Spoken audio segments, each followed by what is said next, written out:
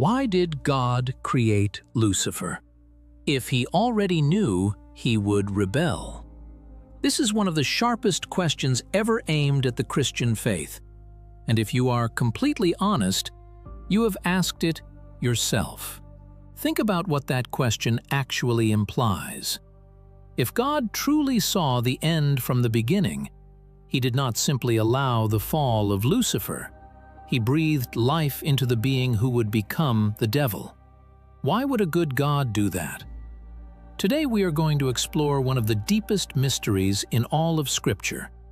And if you stay until the end, what you find will not just answer the question. It will permanently change how you see God, how you see evil, and how you see yourself. And the next time someone uses this question to attack your faith, you will have an answer. Let us begin where every honest believer eventually has to begin.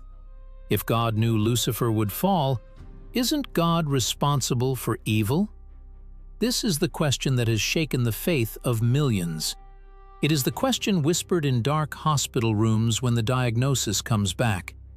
It is the question screamed at funerals when caskets are lowered into the cold earth. It is the question every honest believer eventually has to wrestle with in the silence of the long night. Because if God is truly all-knowing and all-powerful, then nothing that exists by accident, including the devil himself. The mind recoils from this. The heart resists it. Because if we admit that God knew, and we admit that God created anyway, then the simplest conclusion seems to be that God is the ultimate author of every horror that has ever existed. And if that is true, then the God of the Bible is not the God we have been told about. He is something colder, something complicit, something that perhaps does not deserve our worship. But this conclusion, however obvious it appears at first glance, is built on a fundamental confusion. A confusion between two things that look identical from a distance, but are infinitely different up close. The confusion between foreknowledge and causation. Consider this for a moment. Imagine you are sitting at home watching a recorded football match. You already know the final score. You know exactly which player will fumble the ball in the third quarter. You know which kick will miss in the final seconds of the game. You can tell anyone in the room exactly what is about to happen because you have already seen the outcome unfold. But here is the question that changes everything. Did your knowledge cause the players to lose the game? Did your awareness of the fumble force the player's hand to slip? Of course not. Your knowledge of the event is completely separate from your authorship of the event. You are an observer of a story that has already played out. You did not write it. You did not push the buttons. You simply saw it from the outside. This is the difference between God and a dictator. A dictator forces outcomes. God knows them. From eternity past, before the first atom was ever spoken into existence, God saw the entire film of human history play out before him. He saw Lucifer's pride. He saw Adam's bite. He saw Cain's stone. He saw every single nail that would ever be driven into his own son's wrists. He knew. But knowing is not the same thing as causing. Scripture itself draws this line in iron. The book of James, chapter 1, verse 13 says it plainly. God cannot be tempted by evil, and he himself tempts no one. The author of light cannot be the author of darkness. It is a contradiction in the very nature of who he is. But this raises an even deeper question. If God did not create evil, then where did evil come from? And here is where one of the greatest minds in church history gives us the answer that is held for 16 centuries. Augustine of Hippo looked at this question and said something that changed theology forever. Evil, he said, is not a thing. Evil is not a substance. Evil is not something God manufactured and placed inside his creation like a dark ingredient secretly mixed into a recipe. Evil is the absence of good. It is darkness, and darkness is not a created thing. Darkness is what naturally exists when light is removed. God did not create darkness. He created the light. And when one of his most beautiful creations turned his radiant face away from that light, a shadow was cast for the first time in eternity. That shadow is what we call evil. God created a perfect being. The darkness was cast only when that being turned away from the light. But if Lucifer was perfect, if he was the masterpiece of heaven, then a more terrifying question emerges. What exactly was he before the fall? To understand why the rebellion of Lucifer was the most catastrophic event in the history of the universe, you must first understand who he was before that rebellion. And for that, we have to turn to the prophet Ezekiel, chapter 28, where the curtain of eternity is briefly pulled back, and we see a being whose original glory is almost too much for human language to carry. He was called the morning star, the bright one, the seal of perfection. He was full of wisdom and perfect in beauty. He walked in Eden, the garden of God, and his covering was made of every precious stone the human eye could imagine: the sardius, the topaz, the diamond, the beryl, the onyx, the jasper, the sapphire, the emerald, the carbuncle, and gold. Imagine a being so radiant that he wore the foundations of the New Jerusalem on his very skin. Imagine a creature whose every movement scattered light like a prism caught in the sun. But beauty was only half of who he was. The text says he was the anointed cherub who covers. The cherub, the one who stood closest to the throne of God himself, the one whose outstretched wings covered the very glory of the Almighty. He was not a soldier in the back ranks of heaven. He was the worship leader of the entire universe. The music of the spheres flowed through him. Every song lifted in heaven passed across his lips before it ever reached the throne. He stood at the center of cosmic worship. He was the highest creature God ever made, and this is precisely what makes his treason unbearable. This is what makes the fall of Lucifer infinitely more tragic than the fall of any other being. Because he did not rebel from a place of ignorance, he rebelled from a place of intimacy. He stood closer to God than any creature ever has, and he looked at that infinite glory, and he said, "I want it for myself." But here is where the question sharpens to a knife edge. Why did God give such a powerful being free will at all? Why install a switch in him that could ever be flipped toward rebellion? Why not simply program him to obey? Because a will constrained to only one outcome is not a will. It is programming. A choice with only one option is not a choice at all. It is a track. A robot that says, "I love you," because its circuits were wired to produce those words, has not loved anyone. It has only performed love. And God, who is love itself, did not want a heaven full of mannequins. He wanted a family. He wanted worship that was chosen, not extracted. He wanted love that was offered, not forced. And the only way to have that, the only way in the entire architecture of existence, was to allow the option of rebellion. The risk was the price of a relationship.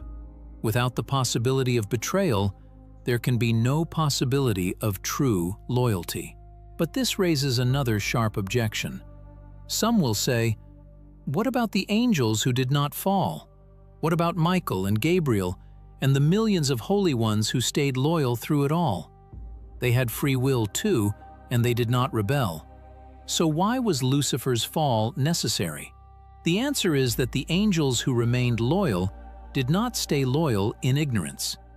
They stayed loyal, having watched Lucifer's rebellion unfold before their eyes, having seen the consequences of pride, having witnessed firsthand what life apart from God actually produces. Their loyalty was informed, it was tested, it was proven. And humanity's redemption operates on the very same logic. We choose God having seen the full cost of choosing otherwise. But even if we accept that God had to give Lucifer the option to rebel, an even harder question remains, and it cuts to the bone. The moment Lucifer rebelled, why didn't God simply vaporize him on the spot? Why didn't he end the threat instantly? Why let this fallen worship leader walk into the Garden of Eden, slither up to a tree, and corrupt an entire human race? If God hates evil, why give it room to grow? To answer this, we have to understand something almost no one in modern Christianity teaches anymore. The rebellion of Lucifer was not just a temper tantrum. It was not a moment of spiritual road rage. It was not the impulsive lashing out of a creature having a bad day. It was a legal accusation. It was a charge filed against the throne of God himself. When Lucifer lifted up his heart, he did not simply say, "I want more power." He said something far more dangerous than that. He accused God. He accused the Most High of being a tyrant who rules by fear, not by love. He accused the Almighty of demanding worship he did not deserve. He accused the King of the universe of running a kingdom built on coercion. He accused the very source of love of being a fraud.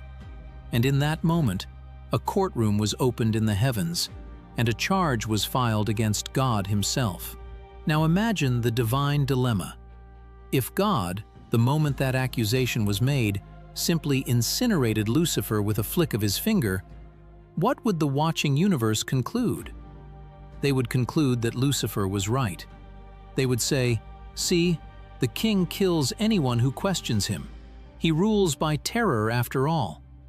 The accusation, in the silence of Lucifer's destruction, would have been confirmed forever. And every angel in heaven from that moment forward would have served God not out of love, but out of fear of being the next one vaporized for asking the wrong question. That is the trap. That is the precise reason God could not simply end it. To destroy Lucifer instantly would have been to lose the moral argument of all eternity. Lucifer would have become a martyr. His accusation would have echoed forever, unanswered. Every loyal angel would have watched their highest brother executed for raising a question, and a seed of fear would have been planted in the soil of every worship song from that day forward. So God did something that staggers the imagination. He allowed the trial. He let the case go to evidence. He opened the courtroom of eternity, and he gave the accuser the floor. And we are not guessing here. We are not speculating. The Bible literally shows us this courtroom in operation. Open the book of Job, chapters 1 and 2, and watch carefully what unfolds. This is not poetic language. This is not metaphor. This is a literal scene from the throne room of the universe, and it deserves to be read slowly. Picture it. There is a day when the sons of God present themselves before the Lord. The phrase "the sons of God" in Hebrew refers to the high council of heaven, the angelic court, the watching beings of every rank and order, gathered before the throne. The session opens. Heaven is in formal assembly, and then, walking through that assembly, comes a figure no one expected to see, standing there. Satan, the fallen one, the accuser. He moves through the court of holy beings and takes his place before the throne. And the silence in that moment must have been deafening. The watching angels do not move. The seraphim do not speak. The session pauses. The accuser of the brethren is standing in the very place he tried to overthrow, and the throne does not strike him down. Then the Almighty, the creator of galaxies, the one who could have ended the entire scene with a single thought, does something almost incomprehensible. He speaks first. He asks him a question. "Where have you come from?" And the courtroom waits. And Satan answers, "From going to and fro on the earth, and from walking up and down on it." read what is happening in that scene. The devil is standing in the throne room of God. He is not in hell. He is not bound. He is not in chains. He is in the courtroom of heaven, acting as the prosecuting attorney of the universe. And he is making a case before the highest court that exists. He is filing motions. He is naming names. He is calling for evidence. And then he points his finger at one man, Job. He says, "Job only loves you because you bless him. Take away the blessing, and he will curse you to your face." That is not a complaint. That is a legal accusation. That is a trial filed against humanity itself, and indirectly against God's claim that genuine love can exist on the earth at all. Satan is essentially saying, your entire creation project is a fraud. The love you receive from these creatures is bought, not real. Remove the bribery, and the worship collapses. And what does God do? Does he silence the accuser? Does he throw him out of the court? Does he end the case before it is heard? No. God allows the trial. He lets the accusation be tested in open court, not because he is uncertain of the outcome, but because his justice demands that the accusation be answered with evidence, not with brute force. And Job, somewhere on the earth, completely unaware that he has been named in a cosmic legal proceeding, is about to become the lead witness in a trial that will echo for eternity. This is the framework theologians have called the Great Controversy. The earth itself is the courtroom of the universe. Every generation, every life, every act of faith under suffering is evidence in a cosmic trial. Every prayer whispered in the dark is a deposition. Every act of love offered in pain is a closing argument. Every soul that chooses God, when there is no earthly reason to choose Him, is another witness called to the stand. Lucifer's philosophy, that you can have life apart from God, that you can build a kingdom without the king, that creatures can rule themselves and prosper, that love is only real when it is paid for, that philosophy had to be allowed to mature, it had to be tested, it had to be allowed to bear its full fruit, so that every watching being in every corner of creation could see, with their own eyes, what life without God actually produces. It produces war, it produces disease, it produces graves, it produces tyrants and orphans and broken bodies in the streets. It produces children dying in famines while empires grow fat. It produces brothers killing brothers over lines drawn on a map. It produces 6,000 years of human history, written in blood and sealed in tears. The trial of the universe is not a mystery to God. It is a demonstration to everyone else.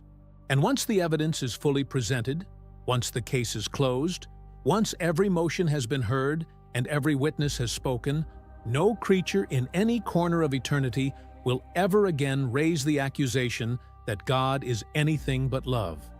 The verdict will be self-evident. The case will be sealed. And the rebellion will be silenced not by force, not by fire, not by divine intimidation, but by the overwhelming, unanswerable weight of evidence. But here is where everything you have ever assumed about the story of Lucifer must be quietly set down and reconsidered from the ground up. Because we have all been taught, from the time we were children, that Lucifer ruined God's perfect plan, that Eden was the goal, and the serpent ruined it. And ever since that catastrophic afternoon in the garden, God has been scrambling to repair the damage. That the entire history of humanity is one long, painful recovery from a setback God did not see coming. But the Garden of Eden was never the finish line. Eden was the starting point. Eden was the seed. Eden was a doorway, and a doorway is not a destination. The finish line was always something far greater, a redeemed family, battle-tested and unshakable, ruling and reigning with the king in a new Jerusalem that would put the original Eden to absolute shame. And to get there, something had to happen that innocence alone could never produce. Innocence had to become loyalty, and loyalty is forged in fire, not in gardens. Now hear this carefully, because this is the place where most theology goes wrong. God did not create the black velvet. God did not author the evil.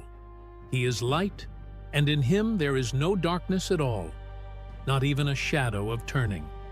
But he knew, in his infinite foreknowledge, that Lucifer would weave that black velvet by his own free choice. And in his absolute sovereignty, God did something only the Almighty could ever do. He hijacked the treason.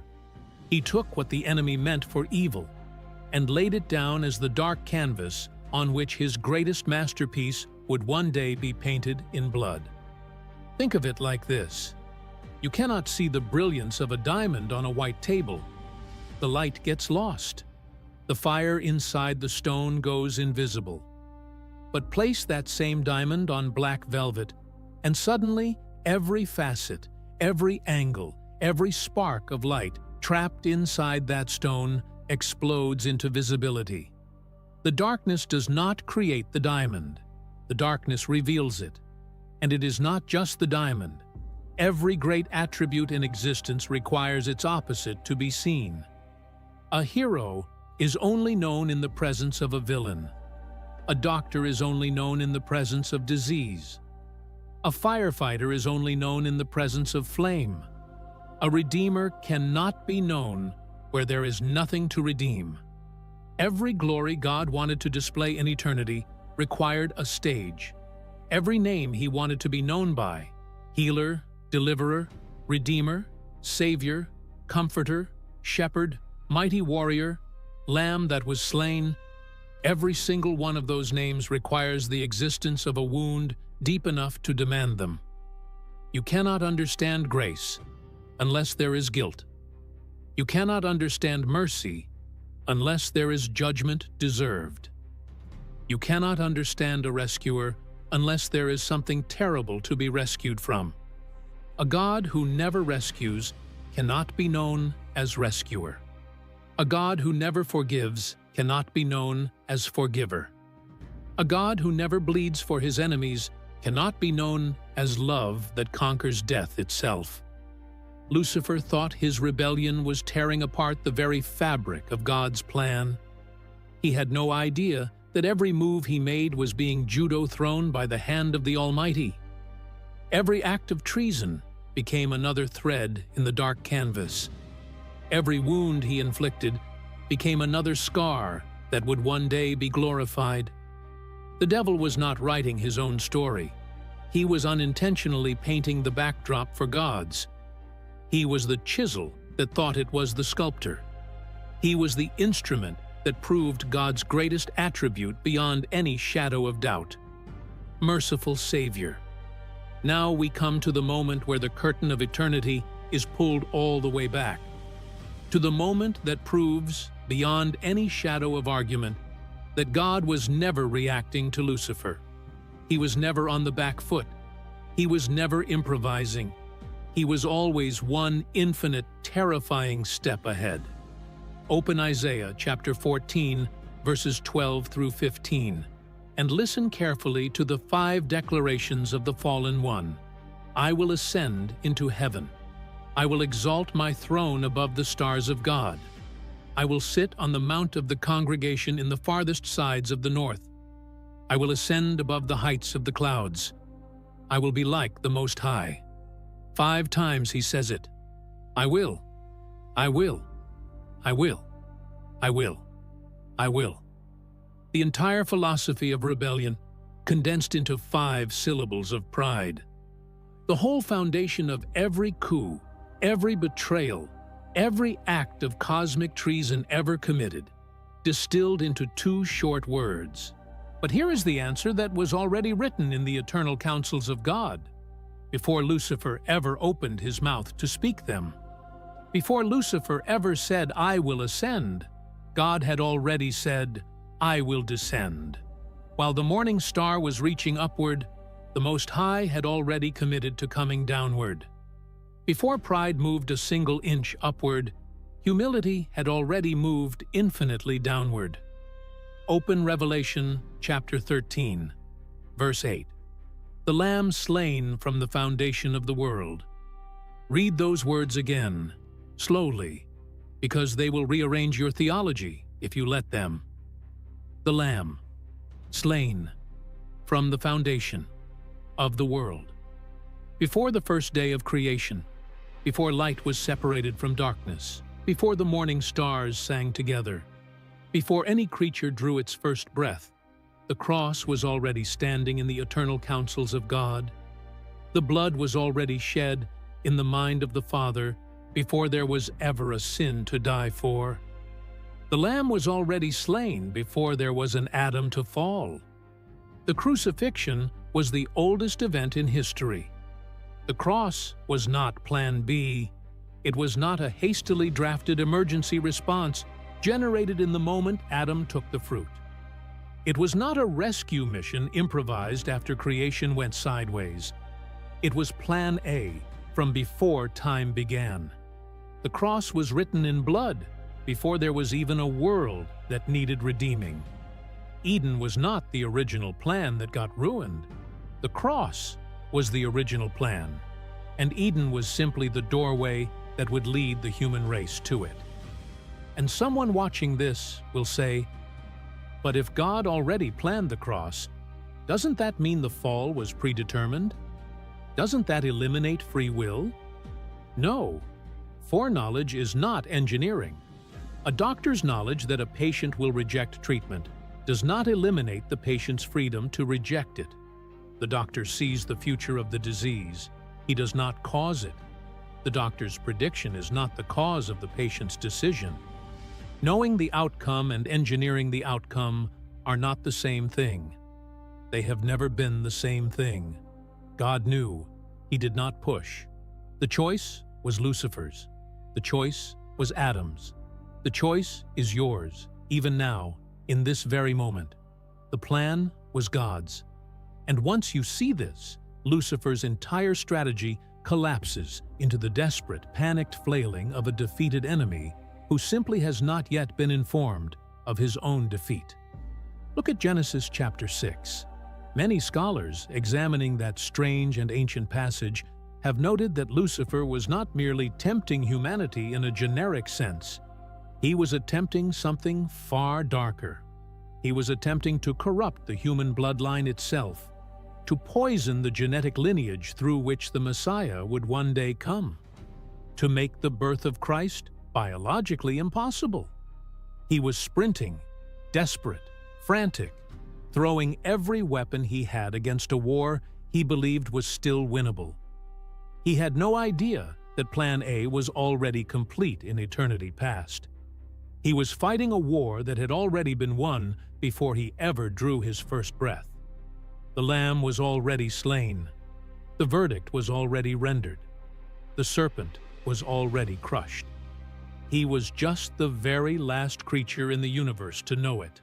But why? Why was humanity so important in all of this? Why did God risk all of this, allow all of this, endure all of this, for a creature he had not even formed yet when Lucifer first lifted his heart in pride? What did God see in the human race that justified the entire cosmic war? To understand the depth of Lucifer's hatred for you, personally, you have to understand exactly what you are. Angels were created as servants, magnificent, glorious, blazing servants of fire and light, but servants nonetheless. They were made to minister, to carry messages, to stand in the presence of the throne. Humanity was created in something else entirely. Humanity was created in the image of God Himself, not just in His service, in His likeness, in His family. And the material God chose for that masterpiece is the most offensive insult Lucifer ever received in all of eternity. God did not form humanity out of starlight. He did not weave us from the same celestial sound that filled the halls of heaven. He did not craft us from gold or sapphire or fire or jewel. He did not pull us from the same radiant substance that covered the cherub. He bent down. He stooped low. He scooped up the lowest, dirtiest, most common substance in all of his creation, and he pressed it between his own fingers. Dirt, mud, spit, and clay. Common dust from the ground beneath his own feet. The same dust that animals walked on. The same dust that would later soak up Abel's blood. That is what he chose. A being of pure radiance, of celestial music, of jeweled covering and infinite beauty, watched the King of the universe lean down over a pile of common dirt and breathe his own life into it. And the dust stood up. And the dust opened its eyes for the first time. And the dust looked into the face of God. And God called the dust his son. Now stop. Do not rush past that moment. Let it sit in the air for a long second, because that single act broke something in Lucifer that he has never recovered from. Many scholars and ancient traditions suggest that the final crystallization of Lucifer's pride was ignited in the moment God chose to elevate humanity above the angelic order. And what follows is the picture those traditions paint. Imagine the scene from his perspective. Imagine standing there, the seal of perfection, the anointed cherub, every precious stone in creation glittering across his covering. He had stood closer to the throne than any creature ever had. He had led the worship of the universe. He had been the highest, brightest, most beautiful being God ever made. And now, with his own eyes, he watches the King of the cosmos walk away from him. He watches the Almighty lean down toward the ground. He watches the very hands that hung the galaxies plunge into a pile of mud. And then he hears it, the breath, the sound of God breathing his own life into common dirt. And the silence in heaven in that moment must have been deafening. The angels stop. The seraphim do not sing. The watching beings of every rank go quiet, because something is happening that nothing in the cosmos has ever seen before. The God who flung suns into orbit is on his knees over a pile of clay. The God whose voice spoke galaxies into being is whispering life into mud. And then the mud opens its eyes, and the mud looks up, and God smiles, and he calls it son. Lucifer cannot breathe. Lucifer cannot move. He is glorious. He is anointed. He is the seal of perfection covered in every precious stone that has ever existed. And the king has just bypassed him, has just walked past every jeweled angel in the council, has just stepped down from the throne, and has just chosen common dirt for the title that should have been his, son. That is the moment his rage was born, not the moment he said, "I will ascend." That came later. The seed of his rebellion was planted in the second the dust opened its eyes and called God Father. Every demonic attack on humanity since the dawn of time has been driven by that one unbearable truth, that the King of the universe loved the dust more than he loved the diamond, that the Father stooped to call mud his child while the cherub stood watching in fury, that every time a human being lifts their voice in worship, every time a believer prays in the dark, every time a child of dust whispers, "Father," Lucifer hears it, and it is the sound of his own throne being given to clay. But what Lucifer did not understand is that the dirt was always going somewhere. He looked at the mud and saw an insult. God looked at the mud and saw a son who would one day judge the angels who refused to bow. 1 Corinthians chapter 6, verse 3. Do you not know that we will judge angels? The dust will sit on the bench. The dust will hold the gavel. The dust will render the verdict. Hebrews chapter 1, verse 14. Are angels not all ministering spirits, sent forth to serve those who will inherit salvation? The radiant servants of fire are sent to serve the redeemed children of clay. The hierarchy is not what Lucifer thought it was. It never was. Read those two verses together, and the order is permanently locked in place forever. The dust will judge the angel. The servant of fire will minister to the redeemed son of clay. And the worship leader who once covered the throne will spend eternity watching the very people he tried to destroy walk past him as kings and queens of a city he can never enter. Forever. This is the ultimate humiliation. This is the final defeat. God did not just survive Lucifer's rebellion. He used it as the forge. He took the innocent children of the garden, and through the long fire of human history, through the wars, the temptations, the sufferings, the prayers in the dark, the faith held in tears, the love tested by loss, the worship offered in chains, he hammered them into something Eden alone could never have produced. Battle-tested kings, battle-tested queens, a redeemed family that chose him with their eyes wide open after seeing the very worst that the universe could offer them, and chose him anyway.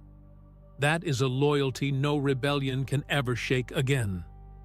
That is a heaven that can never fall a second time, because the family that fills it has already walked through the fire and refused to bow. They have already seen the alternative and rejected it. And so we arrive at the verse that closes the case forever. Colossians chapter 1, verse 16. All things were created by him and for him. All things, including the morning star, including the anointed cherub, including the one who would one day become the devil himself. Lucifer was created for God's purposes, including purposes Lucifer never consented to, never imagined, and never could have stopped, no matter how hard he tried. He was a pawn who thought he was a king. He was a brushstroke that thought it was the painter. He was a thread in a tapestry he could not see.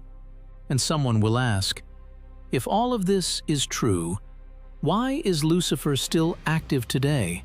Why is the trial still going on after all these years? Because the trial is not yet concluded. Every generation is still part of the evidence. Every act of faith under suffering is still a closing argument before the watching courts of heaven. The final verdict has not been rendered yet, but it is coming. It is coming at the great white throne, where the books will be opened, the case will be closed, and the accuser of the brethren will be silenced forever. Permanently, without appeal. So here is the answer. The full answer. The answer that theology has wrestled with for centuries and that most pulpits have never fully delivered. God created Lucifer knowing he would fall, because God knew that the temporary tragedy of one rebellion would result in the eternal triumph of redemption. He risked a temporary war to secure an eternal, unshakable loyalty from a redeemed family. He allowed the night so that the dawn would mean something. He allowed the wound so that the healing would carry weight. He allowed the enemy so that the rescuer could be known. He allowed the darkness so that the diamond could finally be seen. The accuser thought he was writing the story. He was only ever setting the stage. That is where the case rests. If this video opened a layer of scripture you had never seen before, share it with someone who is still asking the question. Subscribe and turn on notifications because this is what we do on this channel. More is coming.